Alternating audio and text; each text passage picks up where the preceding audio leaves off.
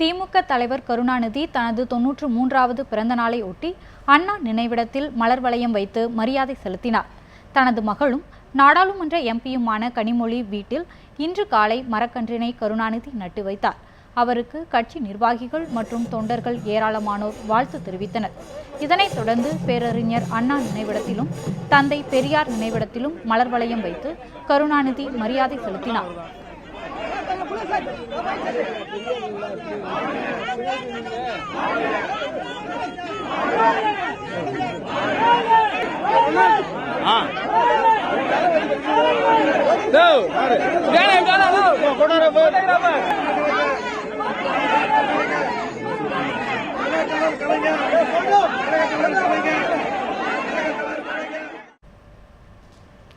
இதன் தொடர்ச்சியாக அண்ணா அறிவாலயத்தில் உள்ள கலைஞர் அரங்கத்தில் அரசியல் தலைவர்கள், கட்சி தொண்டர்களிடையே வாழ்த்துக்களை பெறும் கருணாநிதி மாலை 6 மணிக்கு ராயப்பேட்டை YMCA மைதானத்தில் நடைபெறும் பொதுக்கூட்டத்தில் பங்கேற்று உரையாற்ற உள்ளார்.